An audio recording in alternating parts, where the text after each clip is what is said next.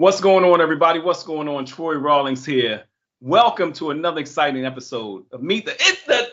This is the episode. This is episode 100. I ain't mean to spaz out and scared to guess, but this is episode 100. 100. Them C notes. 100. Yeah, 100. 100. And I had a lot of, like my man Run from Run DMC said, there are a lot of superstars on the stage tonight. But I had a lot of people on the show and some people that I wanted to be episode 100 and this, that, and other. And my brother from another mother, one of the guys, when I got here to Los Angeles, y'all know I'm from B-More. I got here to Los Angeles 13 years ago. Not to date this, but 13 years ago, this was a brother I met in 2008, and it was Automatic Connection. And he just started, you meet people that pour into you. Humble cat. At the time, he already owned Profile Limousine. He had Profile Limousine. He was doing the first Fridays at Stevie's. For many people in Los Angeles, you know how important to the live music and entertainment and great food. And he was doing first Fridays. And he walked me through the process of what he was doing, even though I was doing promotion and stuff. It's always good when you go to a town you're not familiar with. And this is a California native, to have somebody show you the ropes.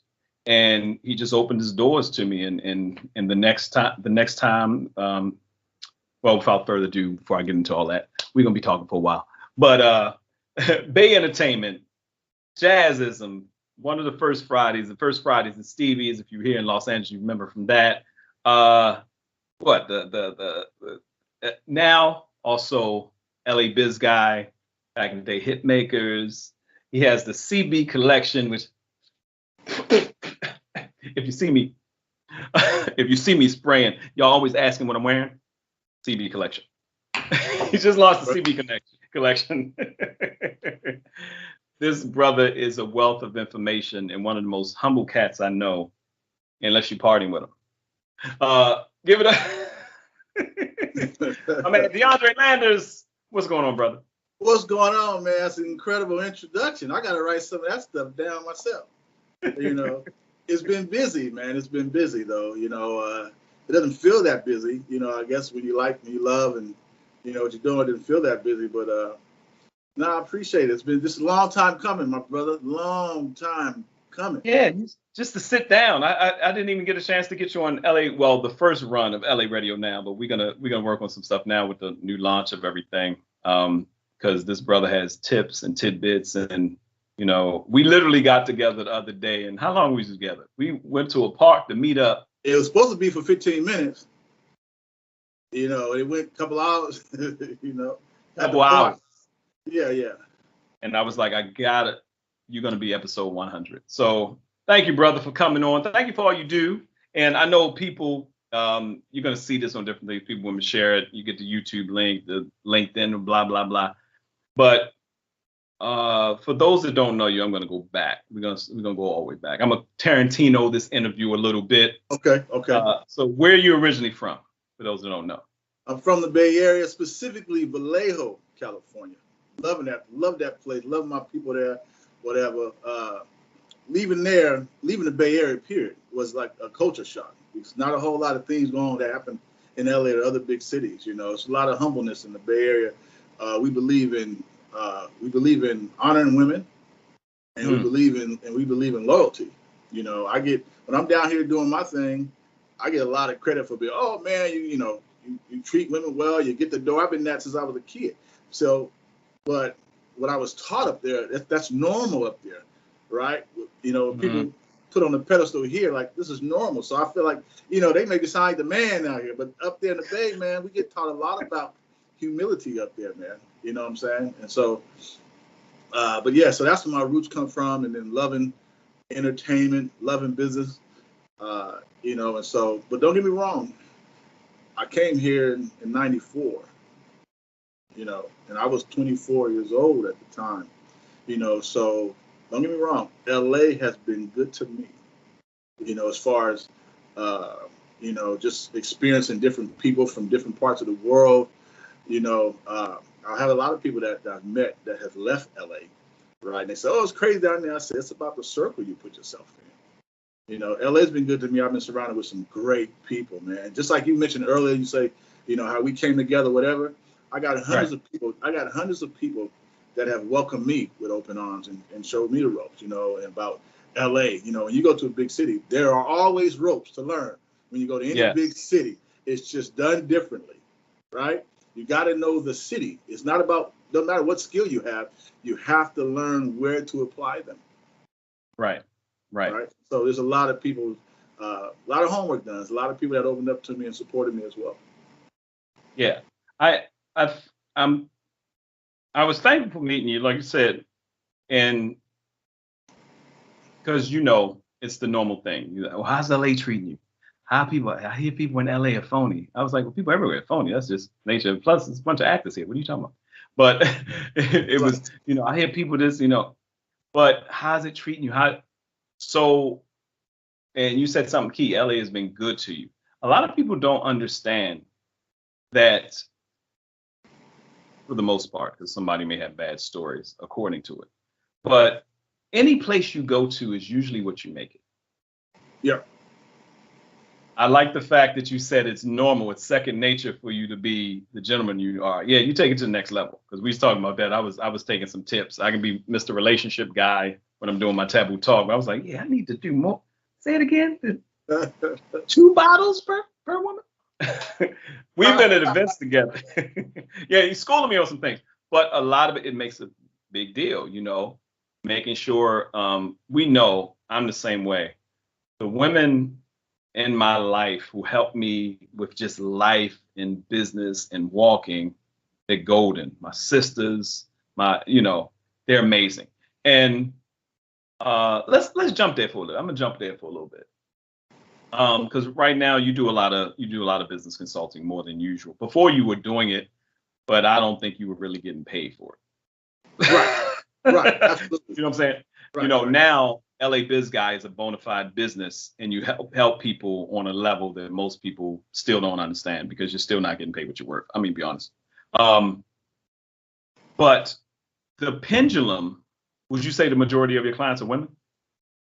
Yeah, I would say 95.5% of my clients are women. Right. And that's a big deal because in such a prevalent time with Me Too and all the stuff that's going on, people don't realize how quickly we have to nip stuff in the bud when someone's disrespecting women. Right. I don't allow that. Especially, and it makes a lot of sense when they look up and they see the event and there are only certain guys that you work with. Like even when we were doing jazzism, pull me in on that, and it's me, you, maybe 1 or 2 other brothers, and Chavez, 7. Chavez and Right. Phil. Chavez and Phil James, Chavez Frater. Those are my dudes right there. Right. Yeah. And they all have the same demeanor. How Absolutely. important is it to have people on your team that are like-minded and have the same energy of you or higher? To be honest, that's more important than the event itself. Okay? Like I said, when I come up, man, this may be a little different than a few other people, but I grew up like nothing I'm doing. I'm bringing this up because there's nothing I've done successfully that wasn't primarily based on my relationship with women. Right. It didn't happen the way it happened if I didn't have the relationship I have with the women around me. Right? So I came up, single mom. My god sisters were raised by a single mom. My other god sisters were raised by a single mom. Maybe 70, 80% of any young ladies in my life growing up raised by a single mom. And I was the youngest of most of them, -1, right? But I was still treated, I was a young man, right? And so what I tell people is that everything that has come good to me has come by way of a woman. If it's good information, a hookup on the job, someone putting me in my place, checking me, looking out for me, you know what I'm saying? When I couldn't look out for myself, just like, hey, they thought about you. They had my back when I didn't know I needed my back had, right? You know what I'm saying? And so for my sisters who I had my worst fights with in life, they were my biggest competition. I was a fighter when I was young, but my sisters were the ones that had to fight. But they also was the ones, right, that made sure I almost didn't have to fight outside of them, right? They were respected as well. They were fighters as well. But the point is that part is not important. The point is that the people that was around me had my back to no end. And they shielded me from a lot of things that could have took me in another direction. You understand what I'm saying? And the fact is that my two oldest, I have two sisters, they're older than me. They're 2 and 4 years older than me, right? And so we weren't too far away from each other. So we actually did grow up together. It wasn't 5, 6 years between us. So we actually grew up. You know, my younger sister, who was about 18 months older than me, right? Like we went through elementary, junior high, and high school together just 1 year apart. Right. You understand what I'm saying? So it developed a relationship. Right. So the relationship right there. You know, and like I said, and because we were the closest, we fought the most, right? But there were times when my sister got old enough to get a job, right? And when I didn't have a job, like we could fight in the morning, talk crazy to each other. Now, I'm not just junior high and high school, right? So we could fight. But if she and her friends are walking by, her and her girlfriends are walking by me, we pass each other in the hallway, she would say, "Are you straight? You need something? Whatever." No matter how we fought in the morning or the night before, fist fighting, everything. But when she would walk past, it wasn't a time she didn't say, "You straight, little brother?" Right? And we may not talk again for weeks. Not that we don't want to talk to each other, just our schedules. You know what I'm saying? We were both running track and playing basketball, whatever. So we don't see each other too often, right? But the fights, bumping heads and all that, but she would always say, "You all right, little brother?" Now, my older sister, she'll fight for me today, right? She in her mid-50s. If I say I got a problem with Troy, she could just ask me for an address. That's it. Right. Knock on the door, won't even say nothing. You Troy? Yeah. Oh, wait. Look, not that Troy. Troy Stevens, not Rawlings. Oh, she just told me, right? And so I'm gonna spend not too much time on it, but I'm going to lay a very important part. This is why I learned something. When I was in junior high, this is a mother story that really changed the game for me. When I was in junior high, I got into a fight. You know, back then, you get in a fight, you suspended no matter who started it. You're getting kicked out of school, right? And then, so you don't come back till you bring your parent with you. Sit down with the counselor and whatever, right? So Mr. McKnight was the counselor then at junior high, out there at Franklin Junior High. And they use that when you're a kid, the adults, they use psychology on you. Say, I was honest. They say, "Hey, so why are you fighting this guy?" "I hate that dude." That's why, right? I was always that guy, right? I'm gonna tell you, I was a fighter, right? So why you hate that guy? So this is when we having a little meeting with my mom and the counselor, right? Why you hate? I hate him. That's why. He messed with me, and so we fought, right? And so we use that psychology, like, really, you really hate yourself for doing it, blah blah blah blah blah, right? Use that, right? And I'm a kid, so I'm getting influenced by his words. Say, yeah, right? So we go through the paperwork. Say, you can come back. Thanks, Miss Landers, for coming by. So you can come back to school tomorrow. So while we're walking outside, my mom and I, she stops me. We get about halfway through the parking lot, right? She stopped me. She said, "You okay?" "Yeah, I'm cool. What do you think about Mr. McKnight?" But I'm thinking I'm say the politically correct thing. I think he's cool. I think he's nice. That's what kids do. Say what parents want you, what you think parents want to hear, right? My mom sat. She kneeled over to me and she stopped me.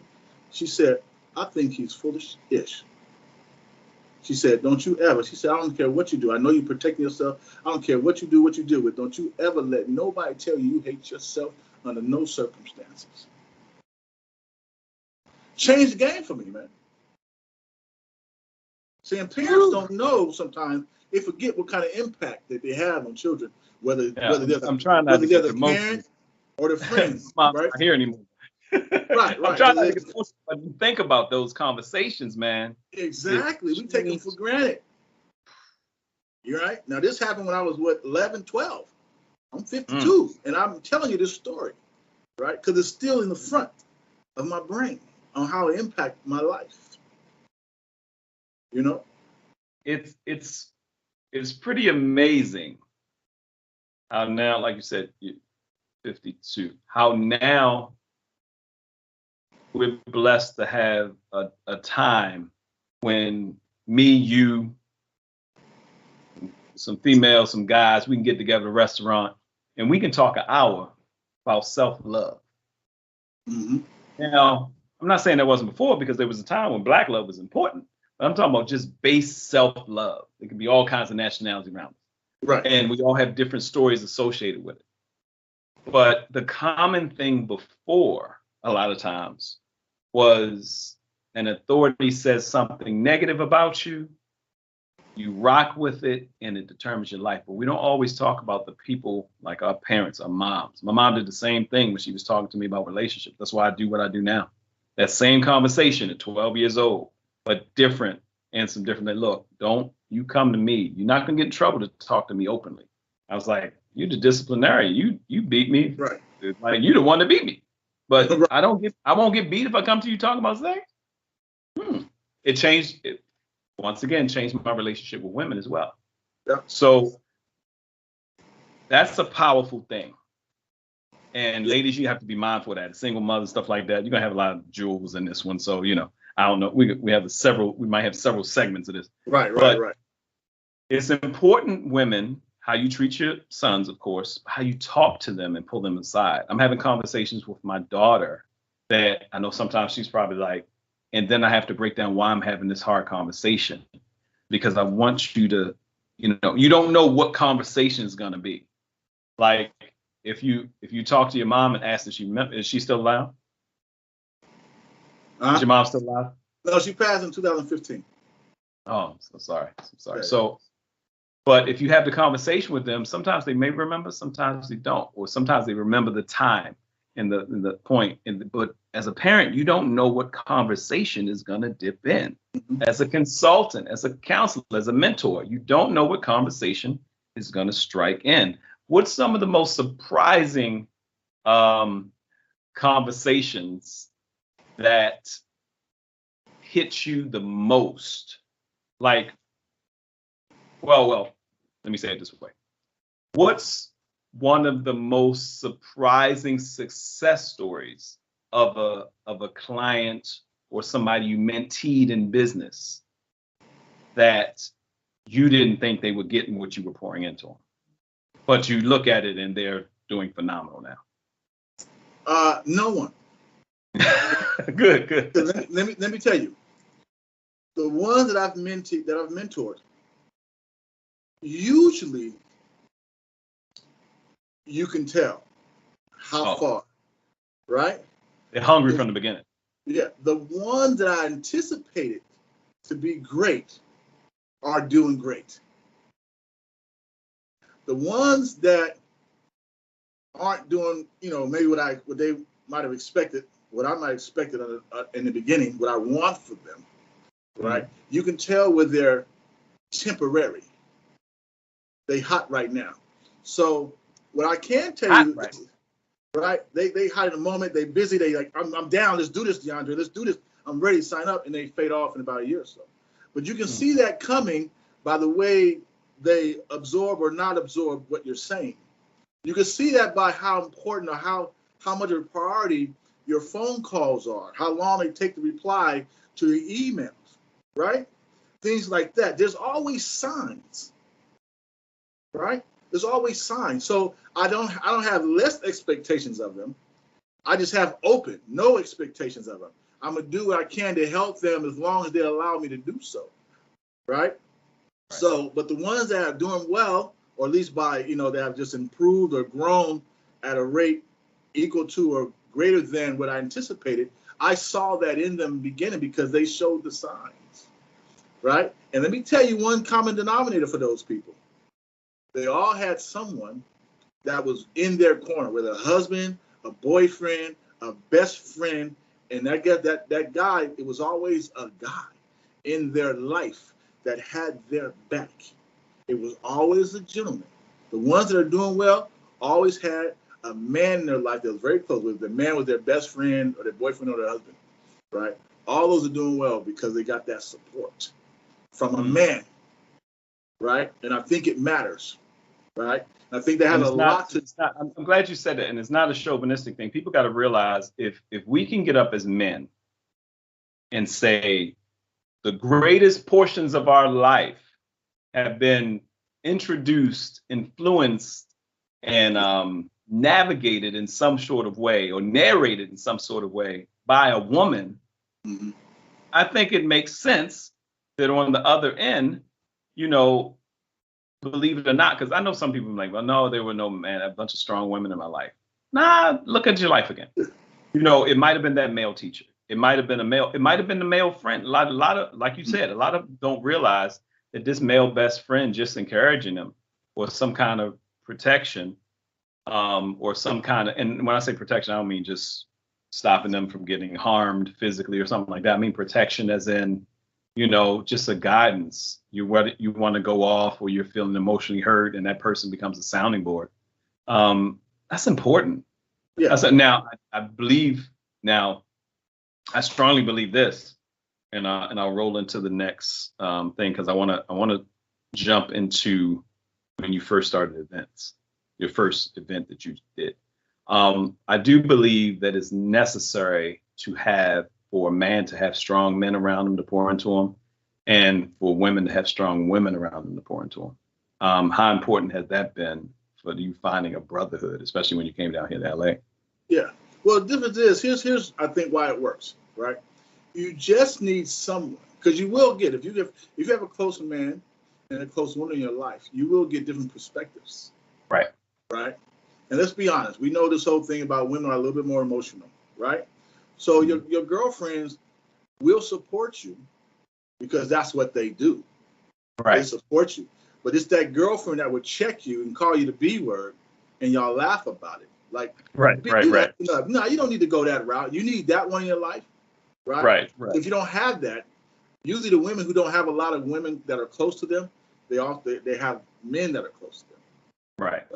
They have one or the other, right? Right. And so my point is this: though all my clients and mentees are women, all the people that mentor me are men, right? And here's the thing: I think the man's voice.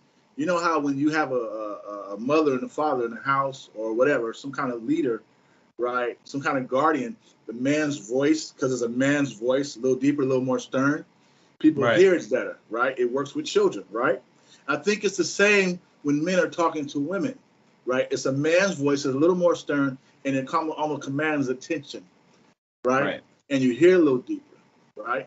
And so I think that has a lot to do with it. And my ultimate point is, you earlier you said, well, you know, why is it important that I have a relationship with women? I think the important part is this. Brothers out there who are in business in any way, whether you're an entrepreneur or you're in the corporate world or you just got some experience, okay? I think it is incredibly, incredibly important that we let our sisters know that they're not alone. Yes, there's brothers out there that will help you, that will support you. We don't get enough opportunities to say it and show it, because a lot of times men hang with men and women hang with women. Right. But the difference is we will. But brothers, you need to let women know that you're there for them. You can't just assume that they expect that they know that. Men and women both, and children, right? They go by what you show them, right? So if you want someone to confide in you, it's your responsibility, not for them to trust you. It's your responsibility first to let them know that they can do so. Right. And that comes from communication. And if you let women know, I'm talking to men right now, if men let women know that they can confide in you on the business aspect, whatever, then they will. Because, you know, especially if you know they trust you, if you're good friends, let them know. Because you need that other perspective. They got their girlfriends that support them, that can mentor them as well.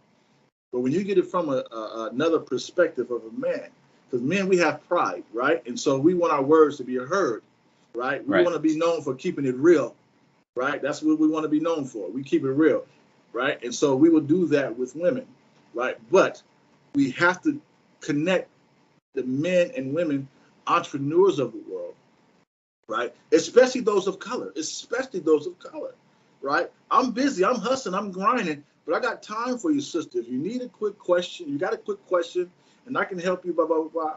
Just be a thought partner with you, help you throw some things out, get a different perspective. Brothers have to let the women know that we're here for you. You can't just expect them to know that. You have to let them know that. And see, that's the difference. And so that's what builds my circle of women, because I let them all know I'm here for you. So they support me back. And that leads to the success of anything I do. That's how it all works. And like you said, that sister who y'all bumping heads with in the morning, but you walk by in the hallway, it's like, you all right, little brother? Oh, yeah. That's my little brother, y'all. Right. And Yeah. keep it. It means something when you got an older cousin or somebody in school, especially walk by. Yeah, that's my little guy. Hey, are you all right? Yeah, I'm all right. That's your sister? Yeah, that's my sister. Yeah. I had it. Everybody looking around was like, all right. It means something because 40 years later, you know what I'm saying, 45, whatever years later, it's still in the air. Let's talk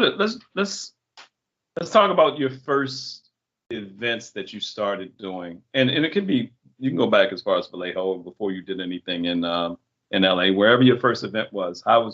When did you know you wanted to do events bringing people together? Okay. So it did start in Vallejo. That's what let me know, an experience in Vallejo let me know that I have influence. Mm-hmm. That's my first thing. So what would happen is, this is when my son was, shortly after he was born. My son was about 1 year old, not 1 year old, about 1 year old, right? I grew up in South Vallejo the first half of my life, and then the second half, at least before 24, right? And then North Vallejo. So Vallejo was small, and the high school and junior high school was determined by almost what side of the freeway you was on. Just one major freeway that goes through. You got some on the outskirts, got one major freeway. So you could go to school, elementary and junior high school. Like, you can go to elementary school with some people that you don't go to junior high school with. Yeah. And then when you get in high school, you can be back in school with the same people you went to in elementary school, in elementary, right, that you didn't see in junior high, right? Right. And so, in addition to that, I grew up on South Vallejo, then I moved to North Vallejo as I got older, right? In my upper teens, right? So now I'm developing a group of friends from two different sides of the town, of a small town, right? So now I know everybody from everywhere. Right. And so then at one point I was going to one high school, dating some girl in the other high school. It was only two public high schools at the time. Right. I played basketball, she played basketball. So there's that popularity, you play sports, whatever. So I got to know, supporting my girlfriend, I'm going to her games at the other high school, right? And so by default, I got to know a lot of people, right? And so there's a time where the summertime would come, and some friends and I, we decided, one day I decided, let's just play let's organize some softball games, right? And that started out. So Vallejo, like any urban city, it has its areas. People have their little sections that they represent, parts of town they represent. Not necessarily hate. There's some small beats, but nothing major, right? Because there is a small town. You get to know people. You can almost date your cousin, if you wanted to in that town. People grew up there, right? And so right. I almost did one time, to be honest with you. So, and so I started throwing, me and one other friend, softball games. And what happened is we would go every Sunday. So right? Softball games? Softball games. We picked the park. Now, me being, you'll know this by whatever, but, me being who I am, I'm trying to accommodate everybody, right? So when I picked the park, it also had a place for a kids play. But it was kind of new at the time, right? Now you go to the park, there's always a play area, right? Back then, that wasn't necessarily the case 30 years ago. Especially for baseball parks, yeah. Right. So I picked a park where not only you can play softball, right, but you got a place for the people who want to just come watch. So you can bring your whole family there. If you weren't playing, you can go play with the kids at the playground, right? So what happened was, when I put the word out, I'm getting people from all over town, right? All over town. People who maybe you don't see around each other, right? Mm-hmm. And so this was happening on a consistent basis. It went for years. Every summer we knew this was happening, right? And then at the end of the softball game, people go back to their areas and go play dominoes and spades and unos at three different homes, 3 or 4 different homes. Everybody went back to their clique. But that was the one time everybody would come together, right? And it got to the point it became so popular. At the park, there was like red curbs, parking curbs, red, don't park here, it's in the red, whatever. And then so sometimes police would just roll by, right? And people would start to run and move their car. And then one day the police wasn't even tripping. So it got to the point where the police would roll up, see we didn't have no problem, we're not bothering the homes in the neighborhood, whatever. So it got to the point where police would stop, look at the game, watch the game for a minute, and go about their business. And at one point, no one worried about their car or getting a ticket for being parked in the red, because the police would just let us just do our thing. It's about 50, 60 people out there just having a good time. And so this went on for a long time, right? And how old were you when you started that? Oh man, let's see. So I came to LA when I was 24. So my son was 1. My son is now 30. Matter of fact, he'll be 31 in about a week and a half, as a matter of fact. Oh So, wow. so how old I was? 20 years old. 30 20, years old, 21, right. yeah, about 20 years old because I had my son when I was 21. Right. So about 20 years old when I was doing it. So, and that was a couple of years we did it. So, started probably about 19, 20, 21 years old. I was doing this. So Right. were it mostly young people or mixed, young and old, because his family's coming? I would say varied. It would vary from about maybe from 19. I was one of the youngest. I was amongst the youngest. So I would say up to about 24, 25. Okay. Okay. Up to that point. You know what I'm saying? Things like that. And then a few speckled here and there, you know, in either Was this direction. every Sunday, once a month? Oh, this was every Sunday. During the summertime, this was every Sunday. Yeah. So people would bring their grill sometime, they bring their food, whatever, you know, and just make a day of it. Right? Get about 2 or 3 games in. You know, women always played. Now the women were athletes too now. They could play some ball. Right? That was one thing. So it wasn't about That's a softball. Back then, you wasn't, if you had a girl, if you had 2 women on your team, you were not at a disadvantage. Right? These girls could play some ball. Right? So it was competitive. So it was fun. Talk crazy, drink, whatever. Some people would argue, you know, whatever, but it was all love. Right? And so, yeah, so that's when I first learned that, you know, me and my partner, Poop, you know, we started putting this thing together on a regular basis, and it was just all love. Like I said, it was cats from different sets coming together, right? And so, like I said, by the time I got here, I guess I still had that bug. What brought the bug back, here, me in LA, is that, you know, it's a certain way we party in LA, in the Bay Area, a certain ways. There's not a whole lot of hangups, right? Right. So, Meaning they go all in. They yeah, go all in. exactly, you know. It's a and party. Yeah, and my little management skills came from my first job was bagging groceries. I became what was called the head bagger. Like there was no such thing of a head bagger, right? Next thing you know, I'm 18, 19 years old, and I'm managing like 16 people, writing schedules down and all that kind of stuff. So that's where my management skills first came from. I didn't know that at the time, right? Right. And so I get to LA and I go out to a few spots. I'm young, 24, 25, and I'm seeing the way some of these club promoters do their thing. I'm like, you ever get that feeling where you say, you know, this is cool, but I wouldn't do it like this, right? That happened one too many times, and I said, you know, I'm just gonna, if I want what I want, I'm gonna do one myself, right? And that's what made me say, you know, I think I want to do my thing. And then that's shortly after that. That's when I ended up. I had a 9 to 5. To get a 9 to 5 when I moved to a new part of town, said, let me get something till I reestablish myself, right? Then I got fired. I got fired about a week after moving to a more expensive apartment, right? And on another part of town, I'm like, wow, okay, right? How you do it? But it happened right before my birthday. So my previous staff that I just had, I got fired from, they brought a birthday cake to my house. Like, we miss you already. It's been a couple of weeks, whatever. They brought a birthday, so they showed me love. The people that actually work for me showed me love, right? So I didn't leave because of no situation like that. That's when I ran across Stevie's, right? I just happened to move blocks from there, right? And so I'm popping up. I'm like, let me get to know my good neighbor. I ain't got no job. So let me run around and, you know, get to know my neighborhood a little bit, right? I ran across Stevie's, just walking in the neighborhood, whatever, walked in there daytime. And Stevie's was open for lunch and cute girl behind the bar, right? So lunchtime, so it ain't busy. So I'm sitting at the bar talking to Crystal, right? You know what I'm saying? So I'm coming back more and more. Then one day she said, you should come back on the weekends. There's got a live band and crowd. So I did. And then long story short, I became a regular. Stephen Jr. was managing at the time, whatever. He and I became cool. And then I'm watching how they run things, and I'm like, I think this could be ran better, right? And I can't help that. You can call it arrogance or whatever. But I said, I think this could be ran better. So I worked out something with him, and they wanted me to come just when I can, right? I said, well, I can't commit to every weekend because I got my own things going on now, right? I just got into the whole limo business, whatever. Right. And then Stevie said, well, we would love to have you whenever you can make it, and we'll compensate you for it, right?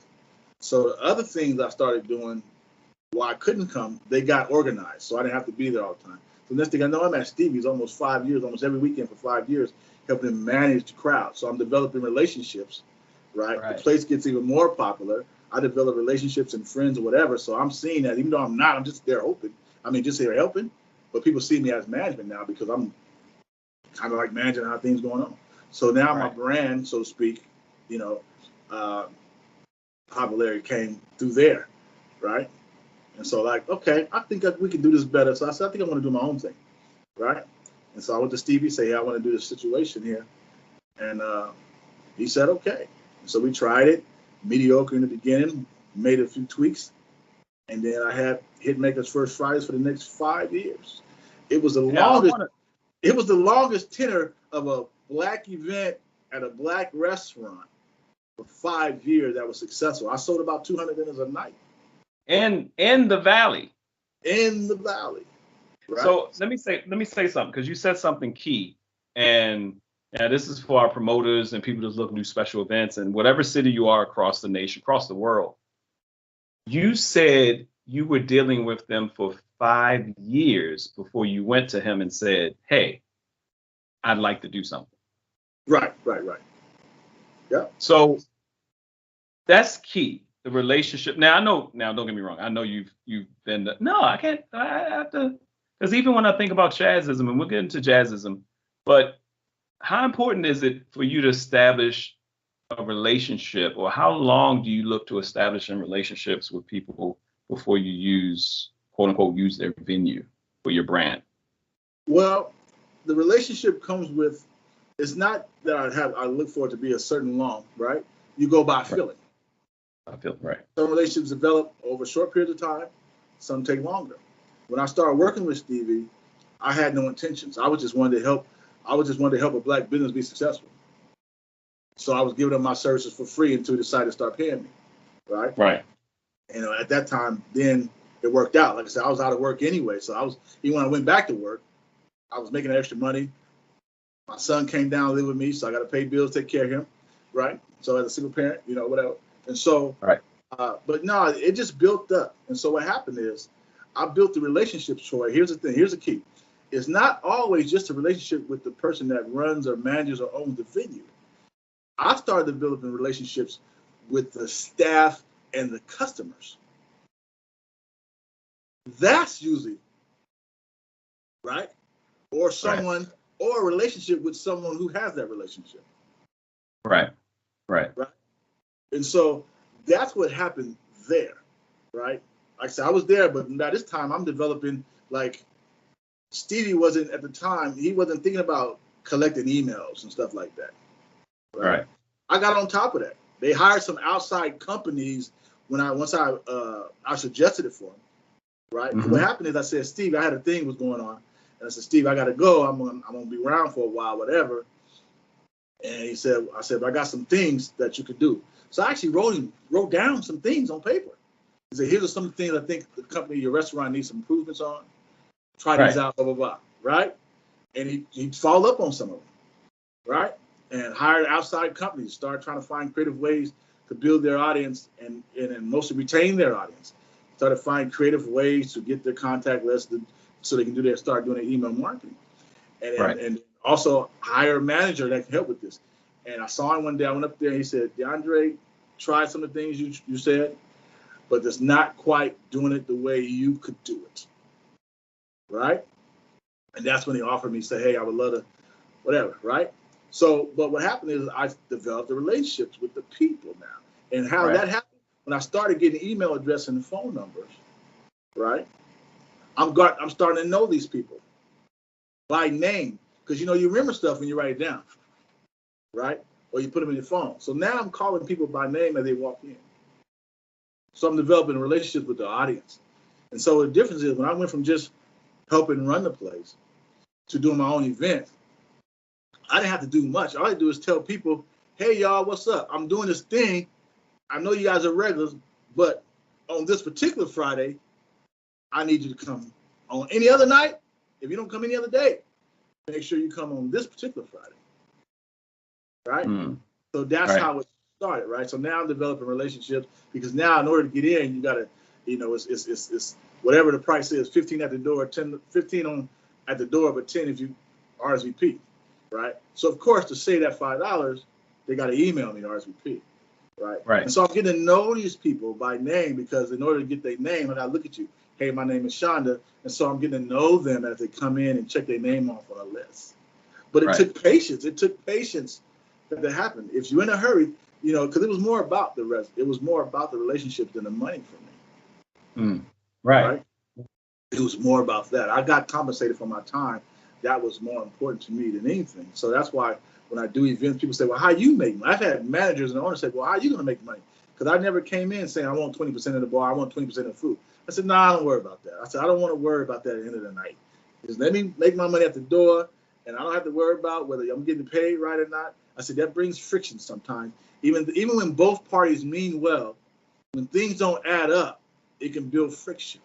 So to avoid that, right, when you don't have no friction and everybody's making money, the relationship gets even stronger. So even when I'm not there anymore, I can make a phone call and say, hey, I got a friend named Troy coming down for dinner. I'm not going to be there, but can you take care of him? Right? Right. So the relationship goes even after I leave the venue. And so that, and even with the staff, right? And so, and breaking bread with the staff as well, right? That happened. Like for me to go and tip the band or tip the, the waitresses and the servers and the bartenders, when I had a good night, I went and tipped them as well.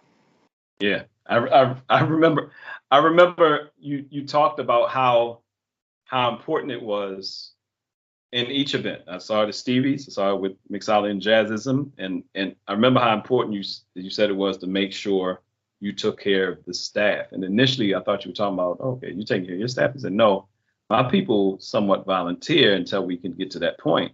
So I'm talking about the venue staff. Right. Because those are the ones who are interacting with your crowd, Troy. Right? When they think highly of you, they're going to treat your audience well.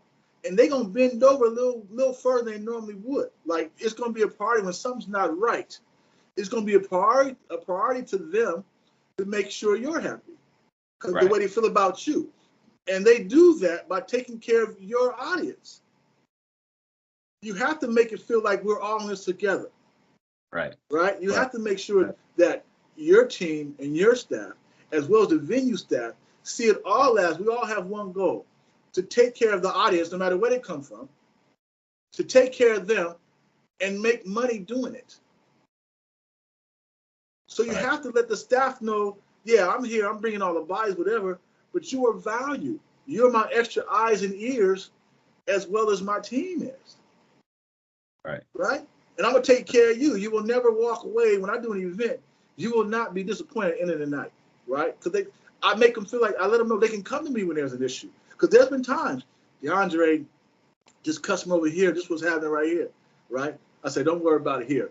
I call one of my teammates, whatever, or I take care of it. I say, I got you. They spent all that money and didn't tip you. That's very rare that it happened. But sometimes people will forget to take care of that. If they want to tip cash, they'll forget. They get caught up saying goodbye to all their friends because of the birthday party and it's gone. But they didn't cover this, or this one girl ordered some at the last minute. And I was like, you are not going to be paid for anything you didn't recover from my audience. They knew that. If they felt shortchanged, they knew I was going to dig in my pockets. Oh, no, you will not be shortchanged on my night. Right. Either we're going to all make money or none of us going to make money. So everyone knew that. When I say everyone, I mean the venue staff.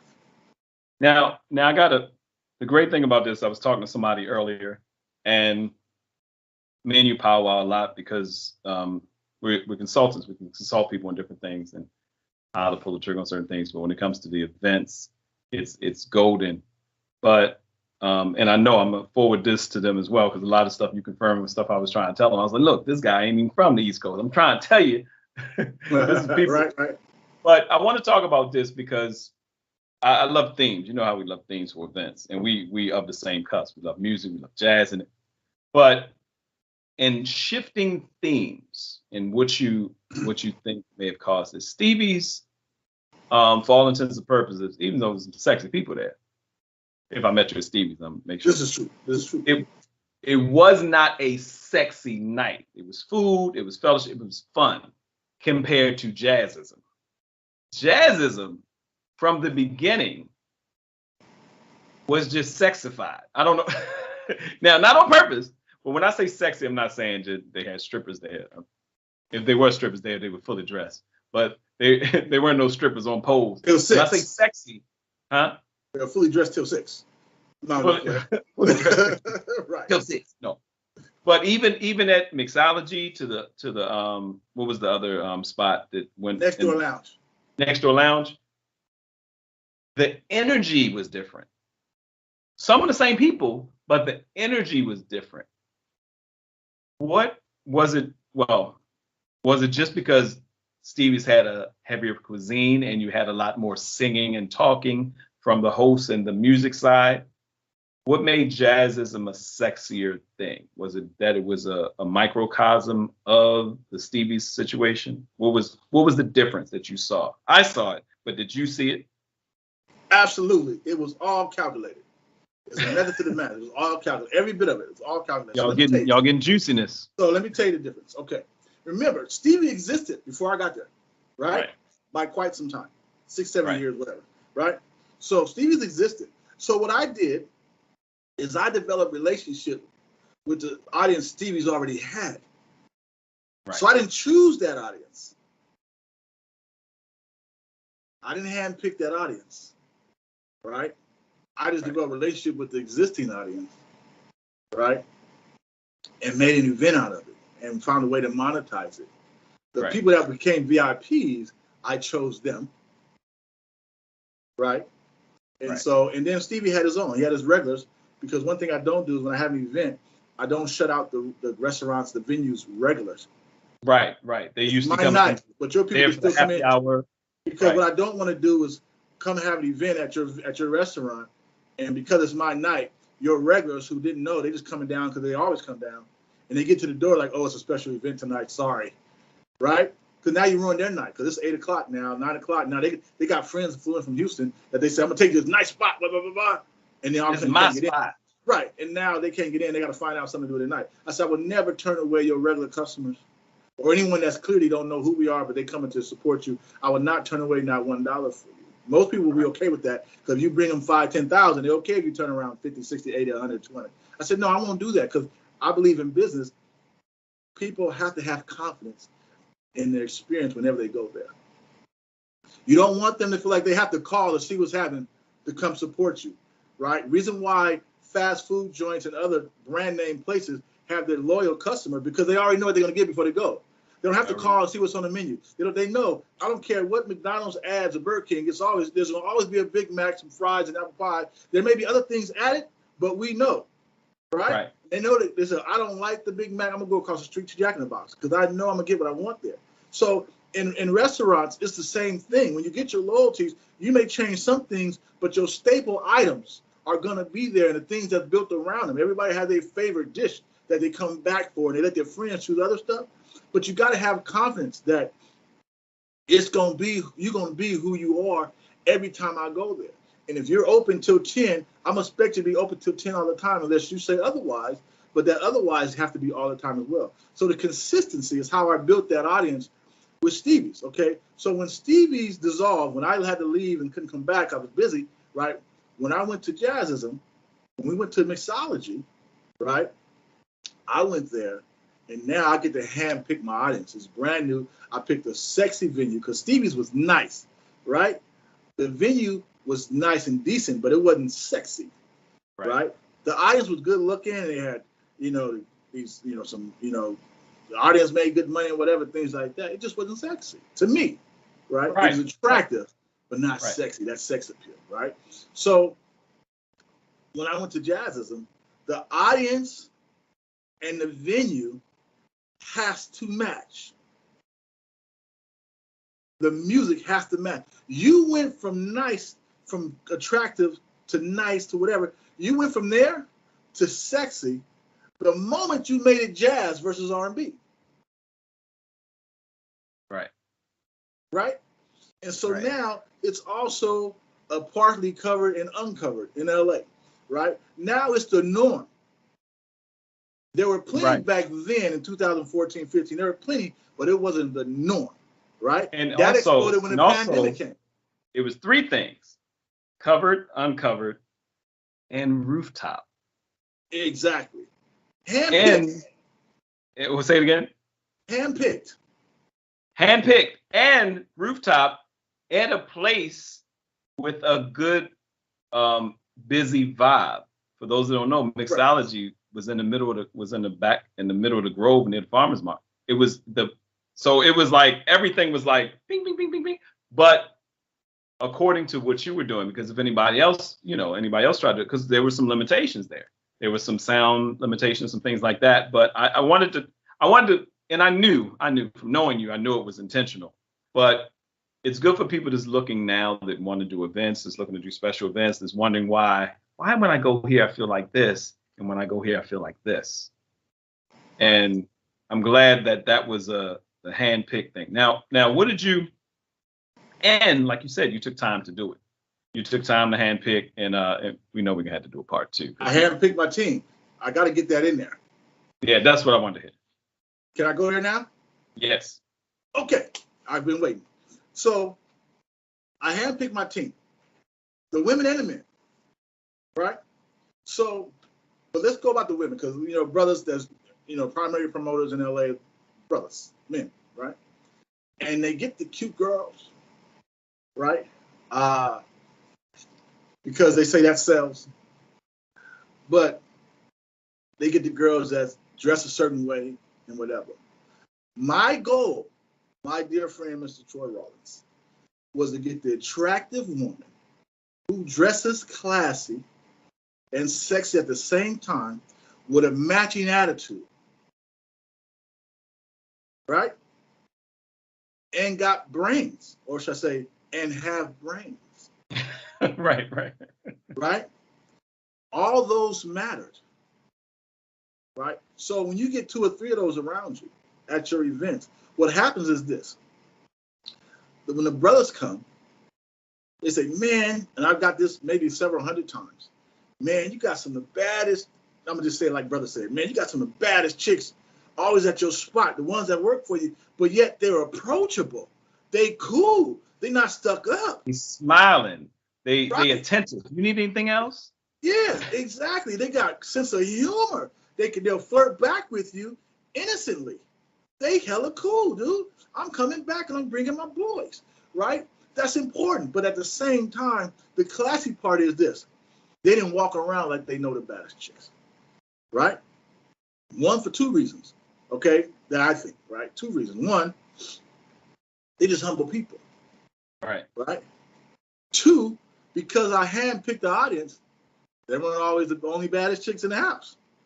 Right? So bad chicks get humbled by other bad chicks.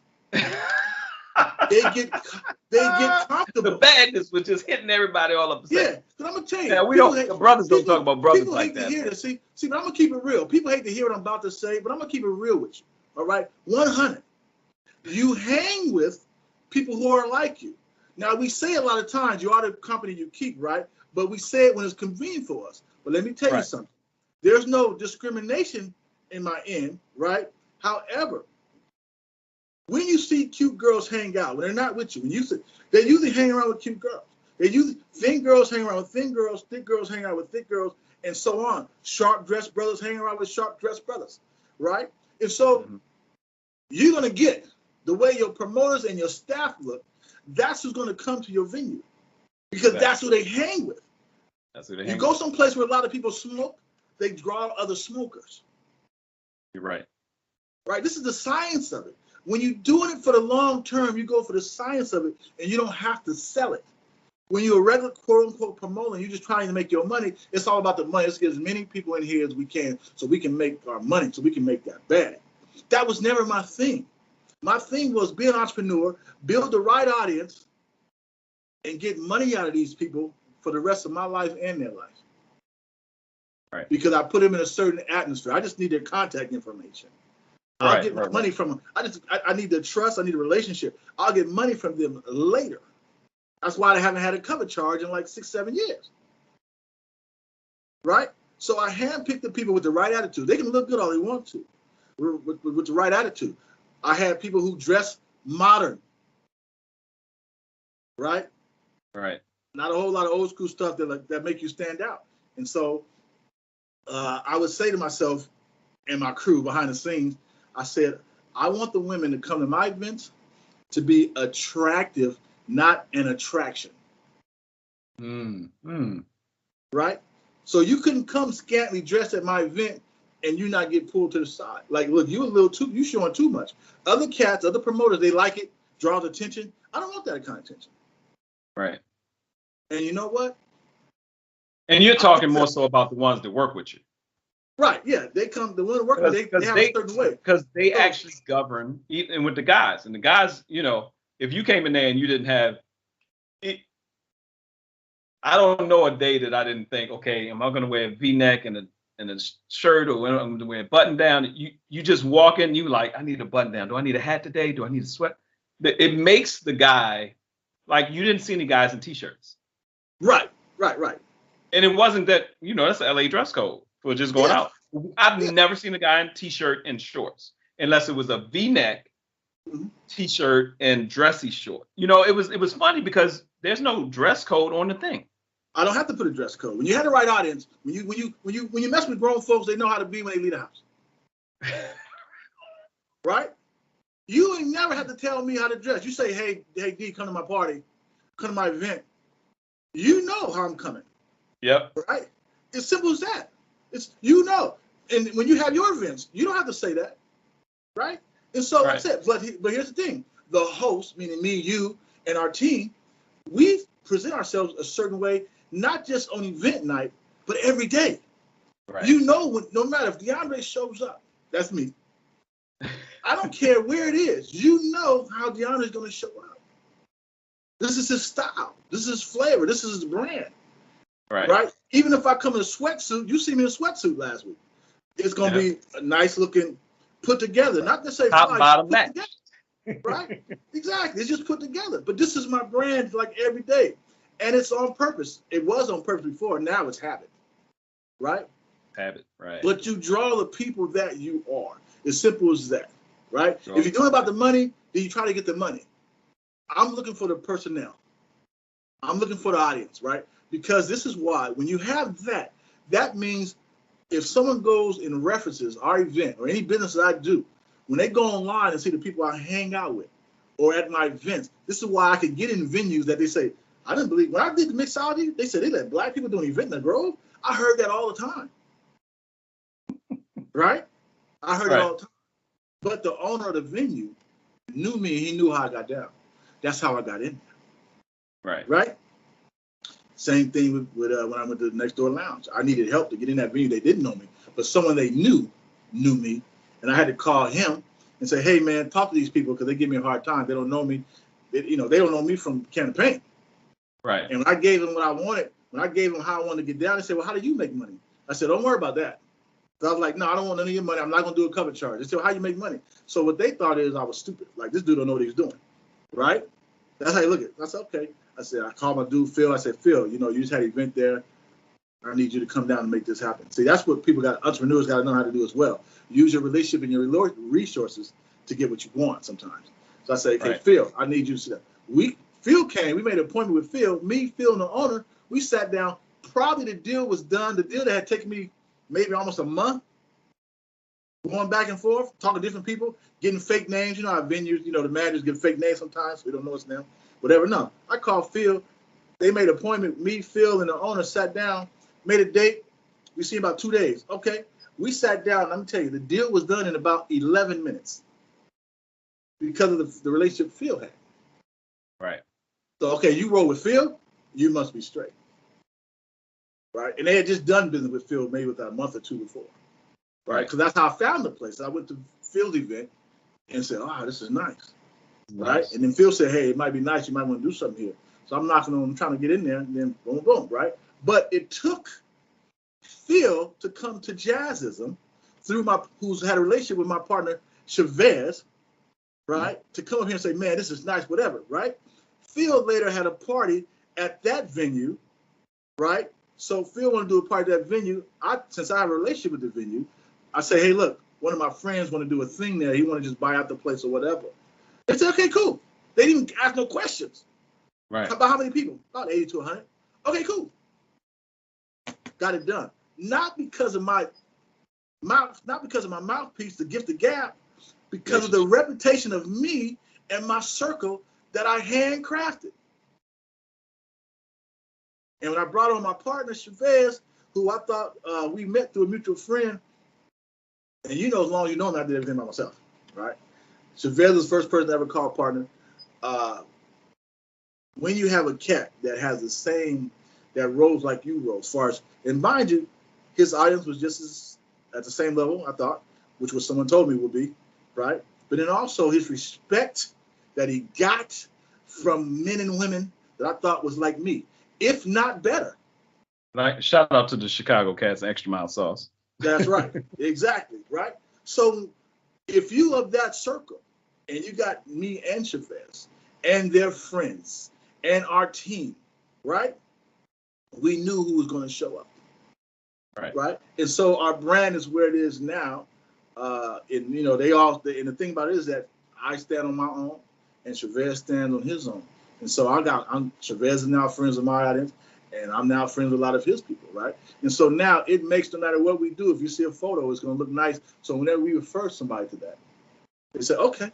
And I get some of my clients that way. They say, okay, I see what he about, you know, whatever, you know. And so here's the thing. This is how the personal level gets to the cross of the business level. Two things. If I'm going to do, this is as a guy, if I'm going to do business with you, or if I'm going to call you my friend, there's one requisite that's over all of them. I have to know that you respect women the same way I do. If we're going to do business together, or if I'm going to call you my friend, not someone I know, like my dude, right? That means there's not an amount of alcohol in LA County that's going to get you so drunk where you disrespect one of my lady friends. Even if they was giving it to you for free through an IV. Either it's in you, either it's in you or it's not. Right? I don't care how drunk or high you get, you're not going to accidentally disrespect any of these ladies because it's who you are. That's how I decide who I'm going to do business with. And also on the same side is that how you treat people, meaning our guests, I have to know the same with you. The same thing. Not that you could bring a lot of people. I have to know that you can treat your people with respect, well, most likely, and accommodations. So I know when my back is turned, or if I'm not there, I'm on the other side of the room, you treat my people the same way. And I'm going to make sure you know I'm going to do the same thing. Like, hey, D, I got some friends coming down. They're going to get there before me. Take care of them. Chavez would just give me the phone number, or give them my phone number. Okay, okay. Yeah, Chavez told me he was coming. And no. And people understand, this is about your brand all the time. You have to prioritize your brand all the time. All the time. It don't stop. And in every aspect of it, right? And I'm going to be honest with you. In the end, you rambled off some of the different businesses that I own or co-own. And you know, you only rambled off 4 or 5 of the 10 or 20 that I'm associated with, right? But let me tell you something. The only reason I'm able to do that is because the audience that I've built, I'm getting money from different ways from the same people and or their friends because of how they feel about me or my business or my circle. Not even just me, sometimes off someone I know. Right. DeAndre forwarded this link. His friend has this business. He forwarded me a link. I'm going to check him out. Right? And so we got to remember, this goes. You're going to get what you put out there. Right? It doesn't matter. Not necessarily on purpose. However you move in the world's going to respond with what you gave it. It's going to reply to you. Whatever message you send out there, the world's going to reply to that message. And it's going to be like a life algorithm. You put BS out there, the world's going to bring BS. It's going to reply with BS. You put upscale classy out there, the world's going to reply with upscale and classy. That's just a game. Life and business. We treat them like they're separate, but they're not. It's you. You're the common denominator. And the way you move is going to affect both of those, personal and business. There's no way around it. Like my partner Yonda always says, is that, Troy, you're the main event, the main attraction. When they come for you, they come for action. This is what it is.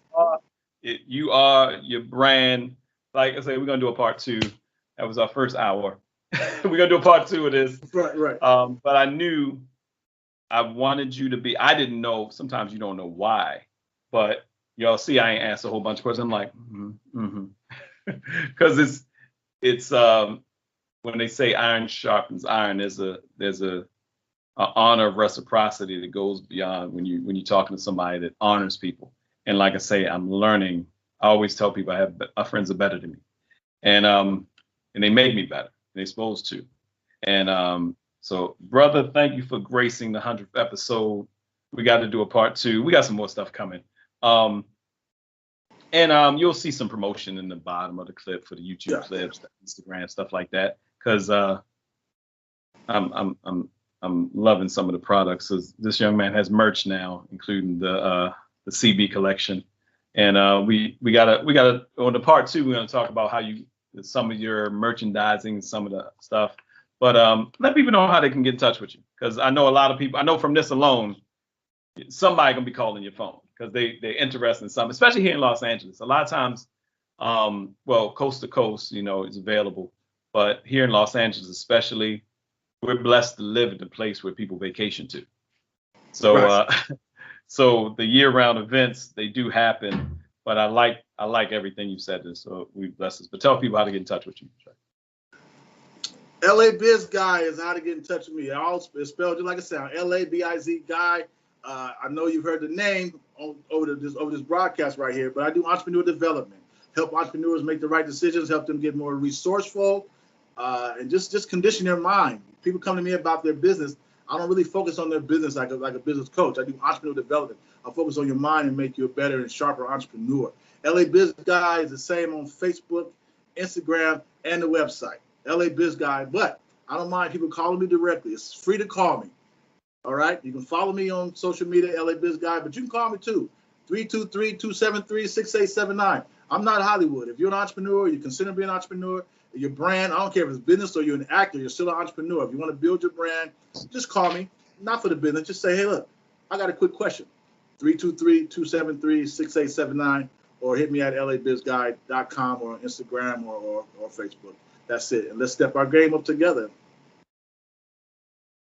DeAndre Landers, my friend, my brother, part 1. Episode 100, I told y'all. Get it together. It's different. I'm honored, my brother. I'm honored, my brother. Thanks so much. Love you, man. I'll talk to you soon. On the side.